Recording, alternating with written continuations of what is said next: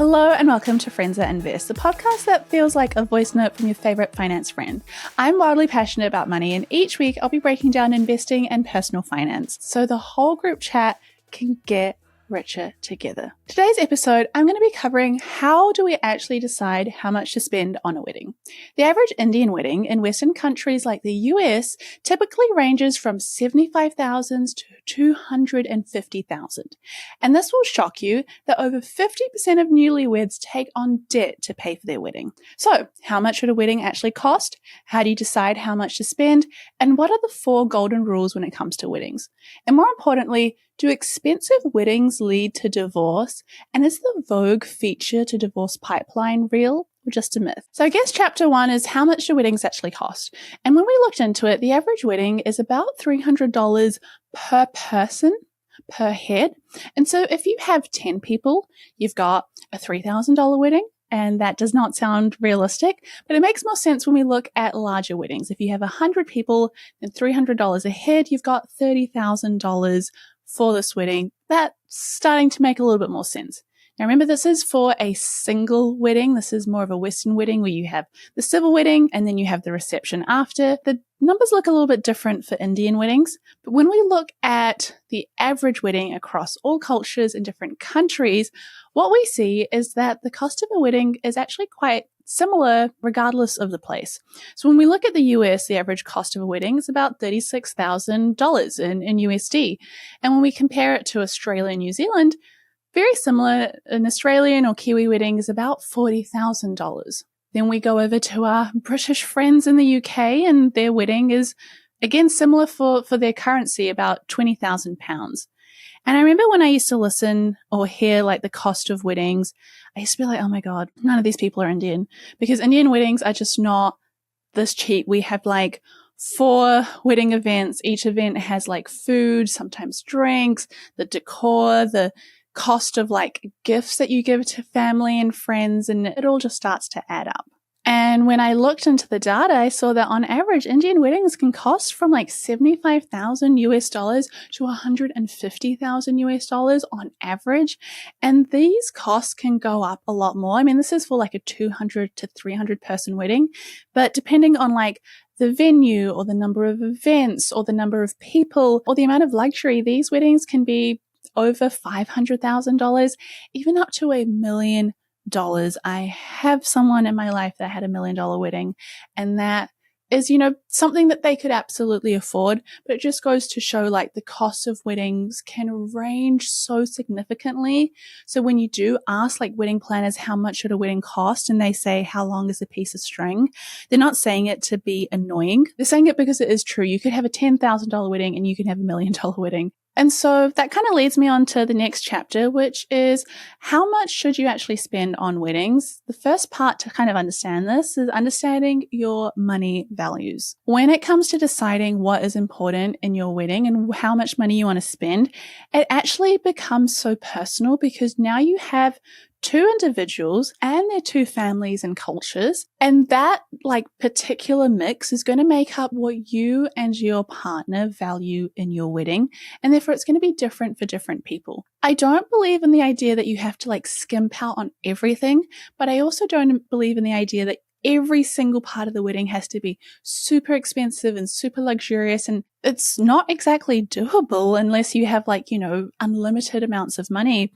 And so if you are trying to plan a wedding on a budget, the best thing that you can do is write down a couple of things that both you and your fiance really value and make sure you spend on those things, and then just go a little bit more budget friendly on the other parts. So what my fiance and I did is we set up a little activity. We've done this for a lot of big life decisions. If we're like, oh, what kind of home would we want? Or where would we want to move to? Or like, what kind of wedding do we want? We both got like different colored Post-it notes, and separately, not looking at each other's, we wrote down things that we would value in a wedding. For example, having it in a certain city, or not having it overseas, or having it be a private wedding. And so we wrote all those down, and then on 3 different areas, we made things that we value the most, things that we value, and things that we don't value as much. And then together we showed our Post-it notes of the things that we valued, and we kind of put them across the 3 categories. And it forced us to see, like, what do we actually really value and what are maybe things that we don't value as much. And so we wrote down the things that we valued was like a place that is easy to get to for our family. So that means we're probably not going to have an overseas wedding because our grandparents can't get on a plane and fly there and we don't want them to miss out on the wedding. I wanted like a family like camping vibe. And so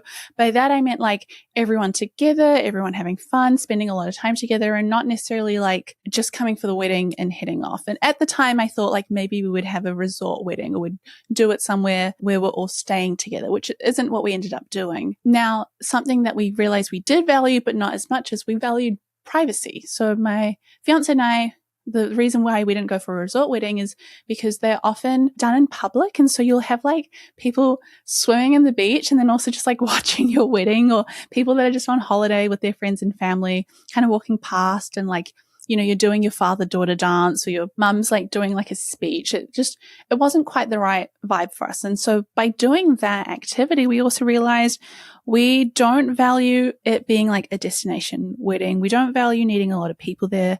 And my fiance didn't want like a certain type of wedding style, but when we looked at those values, he was like, well, that's actually not that important for me. And so it was like, it's important, but it's not as highly valued as other things. And so as a result, we could then figure out like, what do we value in terms of cost and what are things that we can spend less on? And so by doing that, I also realized that there was like two non-negotiables for me. I just wanted to feel really my best, and to feel my best, I kind of wanted to look my best. Like I wanted a really nice outfit and I wanted my hair and makeup done professionally and I wanted like comfortable shoes to walk in. So I already had heels, so that was easy. So those were things that I was happy to spend money on. I also really, really, really valued photography. I wanted to be able to come back and see, you know, these things. So those were things I valued. And then there were other things that I was like, not as important.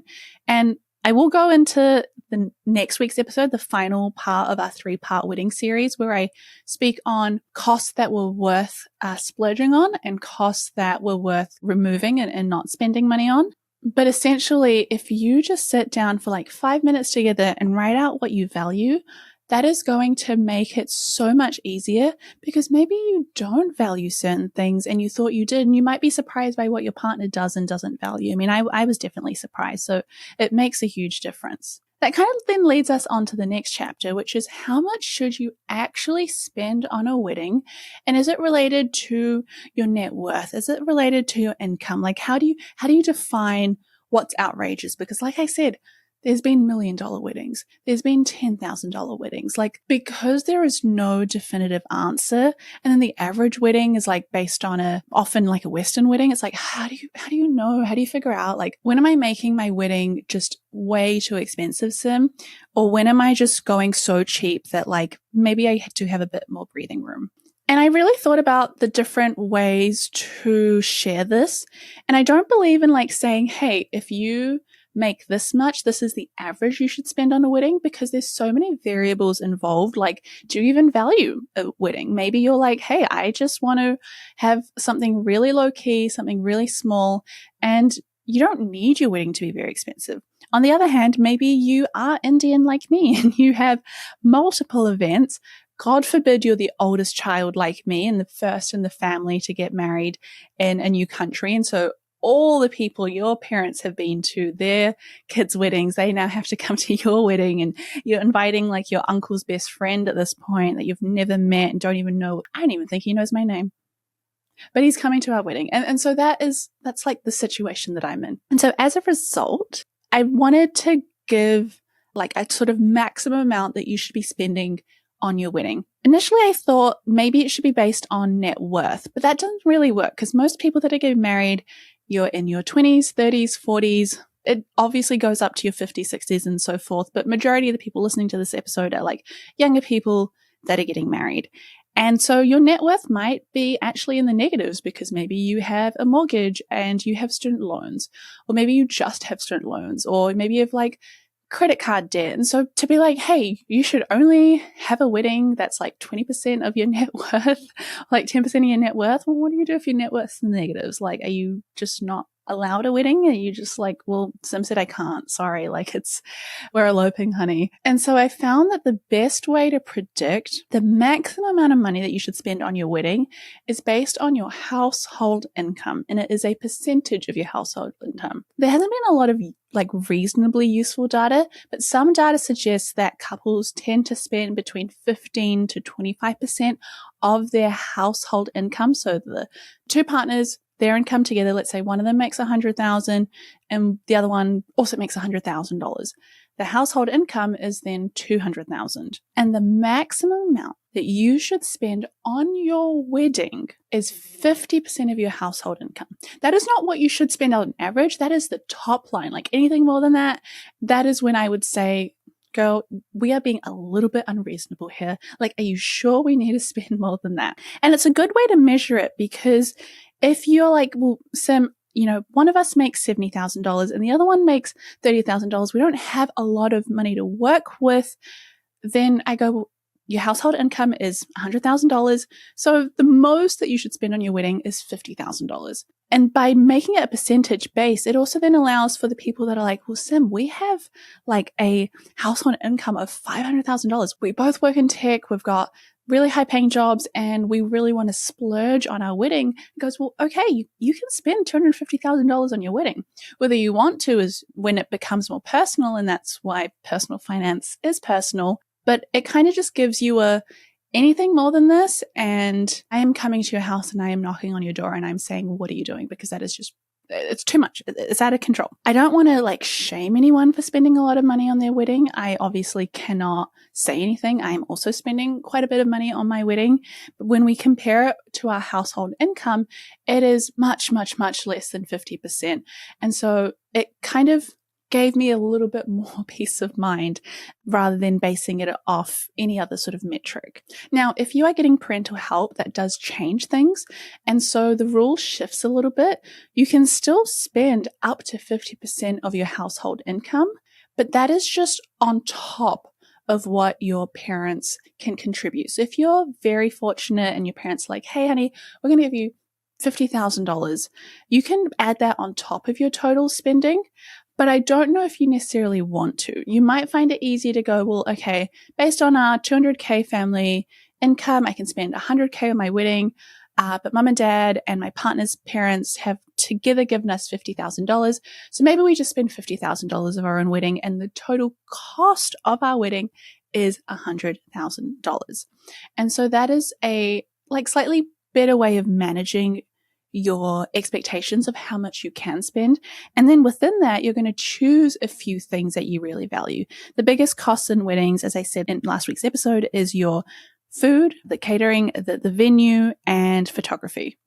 And if you choose out of those three, just like two of those that are really important to you, so for us, it was venue and it was photography, then that makes things a little bit easier. And you go, well, I don't really care about fresh flowers, or I don't really care about a beautiful outfit. I'm much happier like renting one or getting it secondhand. It doesn't have to be brand new. Like all these different things that you value less then can help make up the fact that your wedding doesn't have to be a big portion of your income. I will say though that if you are accepting family help, there is no such thing as a free lunch. It is one of my favorite sayings, and it's because it's true. If there is a family member that wants to help support you for your wedding, then that conversation that you have with them might look a little bit like this, where you're like, oh my God, thank you so much. This obviously means a lot to me, and I really appreciate you helping us out. I just want to also understand if there are any particular things that you would like us to do at the wedding. Like, are there specific people that you would like to invite?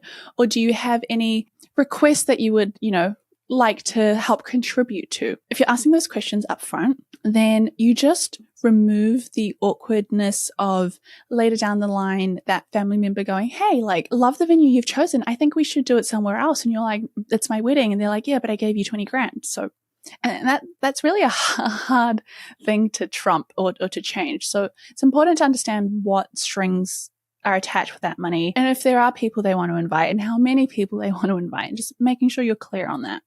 There's also like 4 golden rules that I have with weddings and money, and they go a little something like this. Rule number 1 is never spend more than 50% of your household income. We've covered that. Rule number 2 is never spend more than you have in cash. Do not sell down your shares. Do not go into debt. Number 3 is do not go into debt. I need to make that a separate rule. Like, please do not buy your wedding on credit. And number 4 is do not take financial help if you are not okay with the input of that person's help. And it is so important that if you go, well, okay, so I'm saying 50% of my household income should be my top budget for my wedding. But then Sim's also saying don't spend anything you don't have in cash. If your household income together is $100,000, that means we're saying at max you can spend $50,000 on your wedding, but you only have, let's say, $20,000 for the wedding, then that is your max. The amount of cash that you can save up for the wedding is the maximum that you can put down, up to 50% of your household income, because we are not going into debt for a week or a day's wedding event. We are not putting ourselves in a situation where after the wedding, we are starting our marriage paying off the debt that we have put together. And it's so important to remember that your friends and family, more than they want a beautiful wedding, more than they want like a lovely day, they want you to be happy and healthy and not financially stressed. And they would much rather, I promise you, they would much rather you have a simpler wedding than one where they're all invited, but you're like still paying it off 6 months down the track, a year down the track. Like they'd rather you have a first home than a big old like wedding celebration. You've got to put yourself first, and it's very hard to do, especially if you are from a culture where weddings are a big part of how we celebrate and how we all get together and see our family. But you've got to put yourself first when it comes to wedding budgets, especially if you are paying for that wedding yourself. Now, the final chapter is all about if the cost of weddings can predict what marriage is going to look like in the future. There is this content creator called Georgie James. Her handle is Georgie and then James, rather than James, it's JX. She's on TikTok and she makes these really funny and kind of insightful TikTok videos where she explains how, oh my God, like another Vogue couple, a couple that will like featured in Vogue for their wedding, have gotten divorced. And she talks about this Vogue feature to divorce pipeline. And other articles have started to like pick up on it after her videos, where they figured out that 6 weddings in 2022 that were featured in Vogue have ended up in divorce.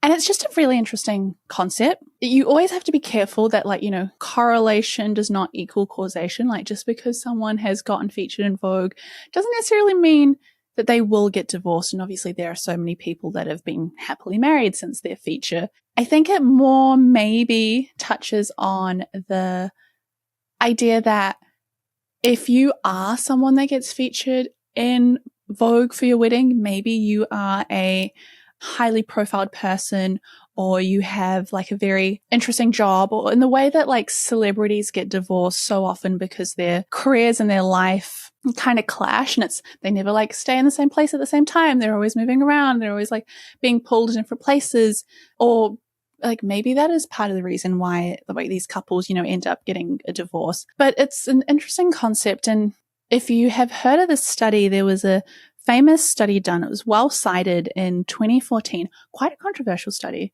And I guess now it's like 12 years old.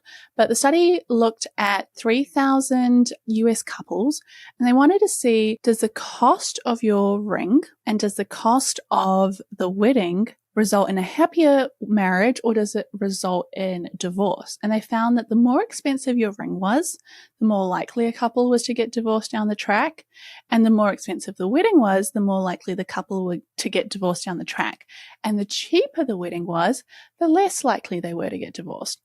Very important to remember, like, correlation does not equal causation. Just because you've spent less on your, like, just if I'm like, I want to spend minimum amount of money on my wedding, it doesn't mean there's like a less chance that I will, touch wood, be in a situation where my marriage ends. But also it doesn't mean that if you spend a lot of money, you are setting yourself up for failure. The authors of the study gave a couple of suggestions of why they think this was happening.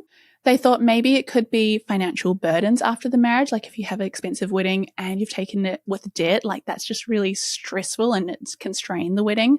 The second is unrealistic expectations. If you have like a big fairy tale wedding, does that mean you might be the kind of person that also expects that through the marriage, and it can lead to problems later down the line?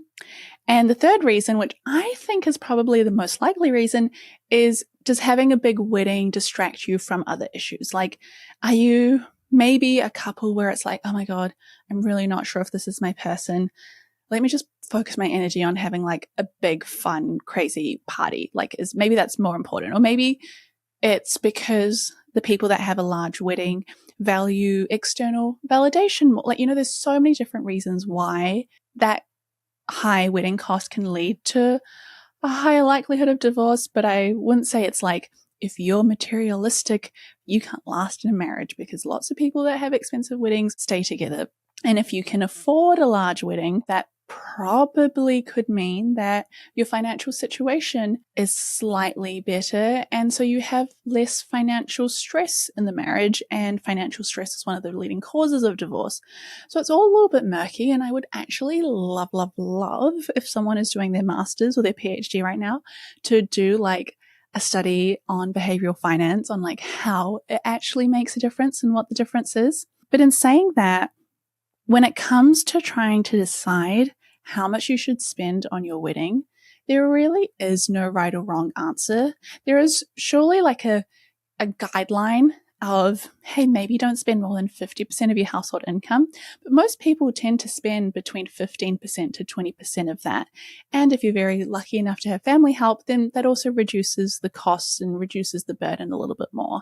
And if you go, Sim, I don't want to do any of this, I just want to elope, like I have no interest, then that's an even better financial decision. But when it comes to weddings, before I got engaged, I always thought, I'm not going to spend money on this wedding. Like it's going to be super cheap. Like I'm not interested, And you realize that things like weddings or your first home or like having children, those decisions that are in some ways financial decisions, you can't always use your like financial logical brain, and you try to, and then you're like, emotive brain is like, well, what am I earning this money for? And shouldn't I enjoy some of it? And so there's a lot of tension in that. But if you found this episode helpful, please let me know what you think. Share your comments below. I read every single one of them. And next week we have a final part to our 3-part wedding series where I share the 5 things that I found worth splurging on for my wedding and the 5 things that are just not worth your time. And then after that episode airs, it will be my wedding, and I will give you a little recap of how it went, and hopefully I do not spend another $1 until then. And with that, see you next week.